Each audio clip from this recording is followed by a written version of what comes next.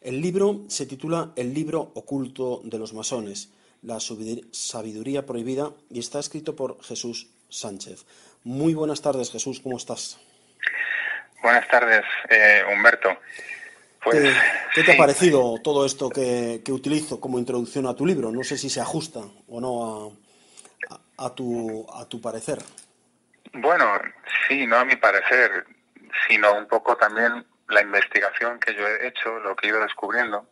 Lo que pasa es que, Humberto, cuando hablamos de estas cosas hoy, si habláramos hace 10 años o 20 años, no quiere decir que no hubiera pueblo fiel informado, porque incluso Juan Pablo II habló de esto en el 2000, sino que hoy en día nadie, yo creo, nadie en su sano juicio puede negar la evidencia, ¿no? Porque lo que tenían planeado lo están ejecutando de una forma descarada. Entonces, cuando ahora uno habla de estas cosas, solo puede remitir a ejemplos que ve en la sociedad y están ya, pues, a la vista de todos, ¿no? Ya es muy difícil que se niegue, ¿no? Porque han decidido salir a la luz y manifestar pues realmente pues esa doctrina pura de la que ellos tienen que dicen que tienen que enseñar al mundo entero, ¿no? Esa doctrina pura de Lucifer, pues que igual podemos decir un poco después que es todo eso, pero que ya lo están enseñando al mundo entero. Y con esto que decías,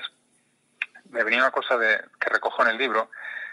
Juan Pablo II envió pues un enviado a la ONU, al padre Michael Scott Jans, y, y él pues le dio un informe. De ese informe surgió un libro que está publicado en inglés, The Hidden Face of the United Nations, y en español publicado en México en el 2002 con el título La cara oculta de las Naciones Unidas.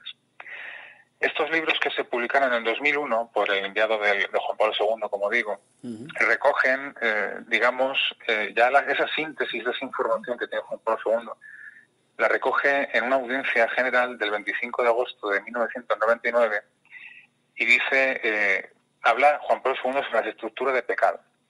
Es verdad que muchos han hablado, ¿no?, de las estructuras de pecado y no saben muy bien qué es eso, ¿no?, definirlo, o como que no se ha profundizado. Pero Juan Pablo II es muy claro, ¿no?, porque en esa audiencia se lee que eso es abandonar valores fundamentales, que esos son pecados sociales, comportamientos colectivos. Y dice y esto sucede, dice, colectivo de hasta enteras naciones y bloques de naciones, dice, de sistemas políticos, dice, estructuras de pecado que frenan el desarrollo de los pueblos. Y dice, con una frase lapidaria, ¿no?, esa nueva evangelización de la que tanto habló Juan Pablo II, dice, la nueva evangelización es llegar hasta allí, hasta esas estructuras. Pues Juan Pablo II no es que se refiera a la ONU como estructura de pecado, pero que sí estaba exclusivamente, porque, claro, se refería a todos sistemas totalitarios que él tuvo que sufrir y vivir, ¿no?, personalmente.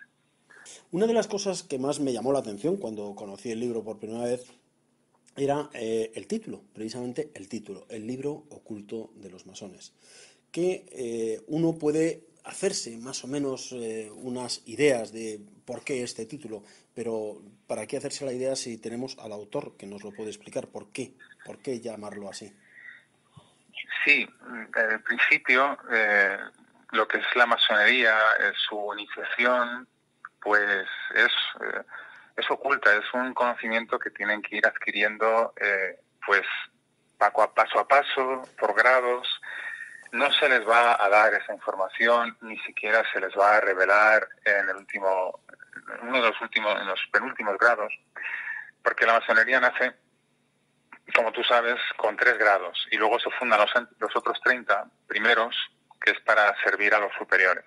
Sí. Entonces, claro, es la sabiduría prohibida, porque esa sabiduría que buscan realmente dentro de la masonería, en ese gnosticismo, se les han prohibido nada más entrar. Se los han prohibido. Les han vendado los ojos y les han hecho pues caminar pues guiados, ciegos de la mano de compañeros suyos que tampoco tienen el conocimiento de la sabiduría, porque son pocos grados superiores a ellos. Entonces, es el libro oculto de los masones, es una entrecomillación en el sentido de que este libro lo he publicado en abril, pero si realmente se conoce o se llega a conocer, pues no creo que les interese que este libro se lea en absoluto, Entonces yo creo que es un disuasivo bastante grande para muchos entrar en la masonería y algunos que puedan estar plantearse salir de ella, ¿no? Con lo que ahí se recoge. Entonces es oculto en el sentido de, pues como esos libros que no se podían leer con la Inquisición, pues esto, con su propia Inquisición, mira, esto está prohibido, esto no leáis, y es, ya digo, una sabiduría oculta que se les ha escondido, ¿no? Está prohibida para ellos. De hecho, por eso pongo a la Virgen María junto a Jesús en la portada, que es esa sabiduría, ¿no? Entonces, frente a esa sabiduría que hayan rechazado, que es la de Cristo, pues han elegido la del mundo. Un poco va por ahí los tiros, ¿no? Es un juego de palabras, pero que es muy interesante, ¿no? Porque renuncian a Cristo de alguna manera al entrar en la masonería, al igual que hacer, digamos, veneraciones a este ídolo que ellos tienen. Ya, ya. Bueno, efectivamente, como decía antes al principio, el título está subtitulado con La sabiduría prohibida, que se entiende que es la sabiduría prohibida para los masones. Entiendo eso, ¿no? Sí, los propios, ya digo, como es una metáfora, es que Jesucristo, que es la sabiduría, de hecho los cristianos eran los auténticos filósofos y los auténticos que tienen este amor a la sabiduría, pues eran pues los cristianos. Entonces, claro, aunque haya cristianos dentro, teniendo a Cristo supuestamente, pues tienen que de alguna manera poco a poco ir negándolo en los pasos superiores, ¿no? En el grado 21 pues se pisa un crucifijo y se le escupe. Y aunque ellos dicen que a Lucifer no pide adoración y que es uno igual entre ellos, realmente eso es mentira, porque en el grado 29 se le clava la rodilla y se le inciensa. No lo digo yo, lo dicen expertos, o sea, porque yo obviamente para escribir esto no me he basado en cosas que yo sepa, sino en grandes, incluso no solo en Alberto Bárcena, con este libro que él ha escrito de la Iglesia Masonería, las dos ciudades, sino libros que tienes tú buenísimos, de Manuel Guerra y de Guillermo Buigas Ariscún, este converso, como tú sabes, al catolicismo, que incluso Manuel Guerra habla de él, y que yo cuando empecé a leerlo dije, vamos, le cogí un gran cariño a este autor por cómo cuenta la verdad, ¿no? Bueno, Guillermo Buigas que falleció hace ya unos años, ¿eh? Pero que falleció. dejó, gracias a Dios, una obra no extensa, pero sí densa, ¿eh? Una obra importante de al menos 3 libros que yo conozca, publicados en Secotia, y que desde luego son libros, vamos, de cabecera para cualquier persona que quiera estar al día y con conocimientos reales de lo que está sucediendo, no de lo que te apetezca creer o dejar de creer, ¿eh? Totalmente. De hecho, yo este libro no lo escribo como voy a escribir un libro, sino como tú bien dices, están pasando una serie de cosas muy graves en la sociedad y con el tema de ideología de género, y yo creo que hoy en día la Iglesia no va a parar eso. De alguna manera, pues gente que está viendo la luz tendrá que, igual que eso se instaura por políticas, también se tiene que quitar por políticas, de alguna manera, ¿no? Que es lo que tiene un poco la mano en la sociedad. Y como tú mismo lo dices, pues es un libro volcado en el sentido de que la gente se informe, de la gente lea lo que está pasando, ¿no? Entonces no tengo la pretensión de decir esto es mío, lo he hecho yo, sino como dices, de información, ¿no? Entonces recojo libros de bibliografía que recomiendo como imprescindibles, ellos están al final del libro, y algunos recojo y pongo citas explícitas y párrafos explícitos de cosas muy interesantes que yo no he visto en ningún otro lado. Ya digo, que escribiendo este libro providencialmente me dieron muchas fuentes, entre ellas, pues Guillermo fue un descubrimiento tremendo. Entonces ya me he leído su libro de eugenesia y eutanasia y he pellizcado y he ido poco a poco leyendo estos que tiene de sionismo, iluminismo y masonería.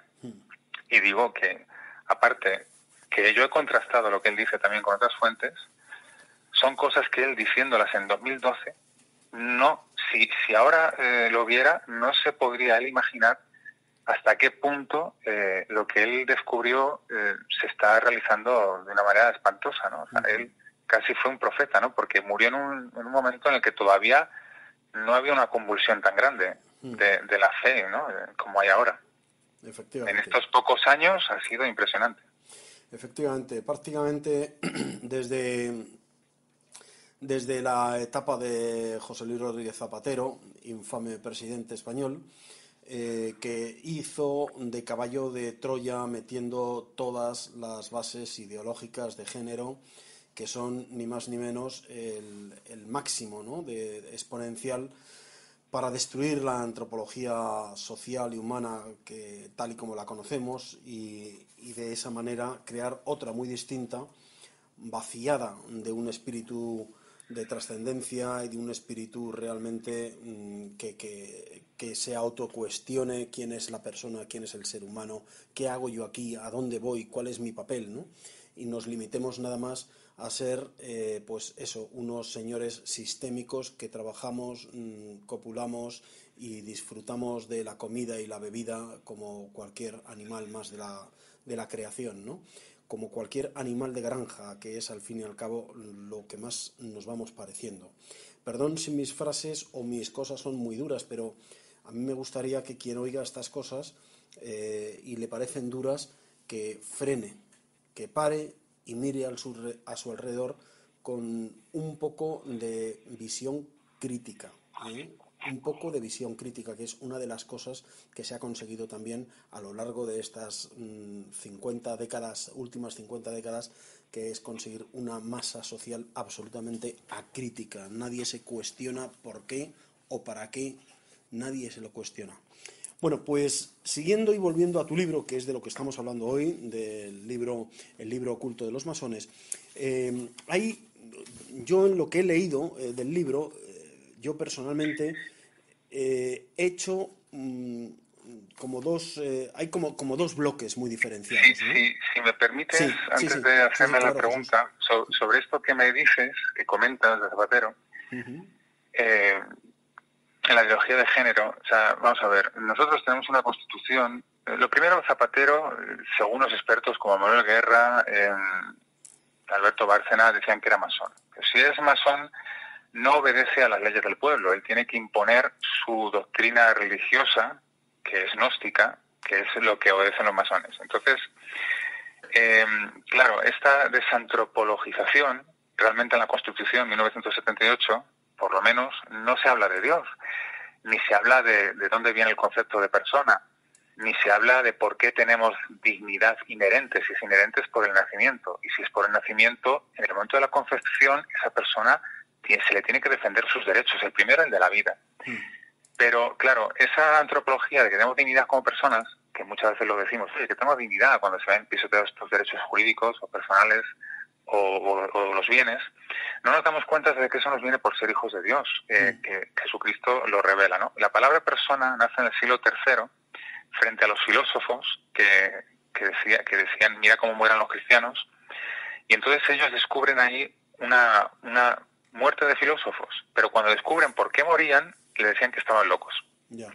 Pero poco a poco, esa sabiduría, esa dignidad que nace de las, como muchos saben, del prosopon, de las máscaras de teatro, de lo que suena, frente al enmascaramiento de la carne, para ellos que era mala, está esa voz que suena, ¿no? Ese razonamiento, esa música, esa belleza, esa risa, ese pensamiento. Dicen, ¿qué es esto?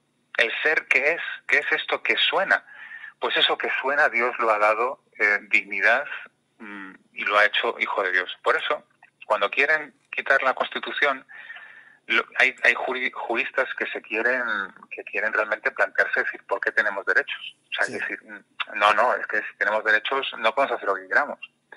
Entonces, para el nuevo transhumanismo y muchos temas ahora que no vamos a entrar, que creo que la entrevista no va para tanto, realmente quieren quitar esa dignidad como persona. O sea, es una nueva antropología. Entonces, una nueva antropología me tendrán que decir, si tienen que tirar a la cristiana, tendrán que decir cuál quieren poner.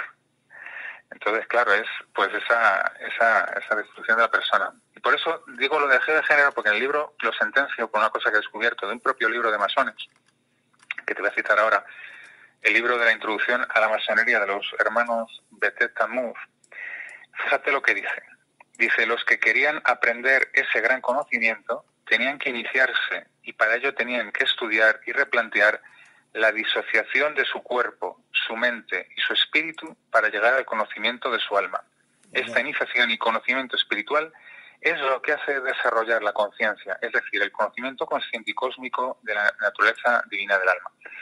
¿Qué decía el apócrifo gnóstico de Tomás? Cuando lo masculino y lo femenino sean uno. Esa androginia del alma indeterminada, que no tiene derechos, que por eso bueno, explicar esto me metería ahora, que no quiero ahora meterme en esto, pero la androginia no tiene derechos. Entonces, cuando hay tanto género, la disociación siempre fue un problema psicológico.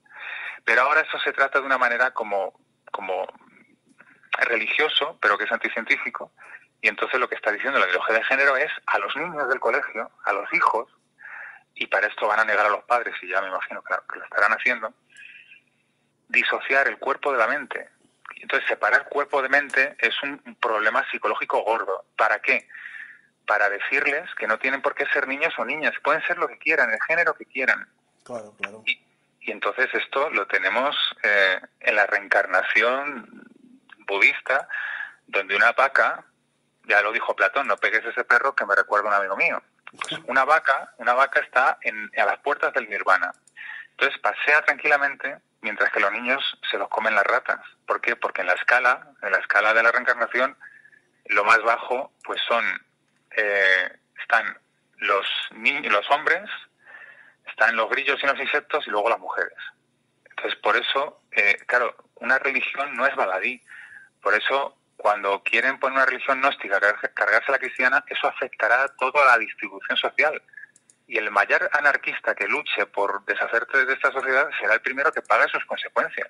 Claro. O sea, Robespierre, que inicia pues esto en la Revolución Francesa, luego fue el primero que después que le cortaron la cabeza. O sea, al final habrá que parar la sangre como ellos hicieron, diciendo dos cosas: la existencia del alma y la existencia de Dios.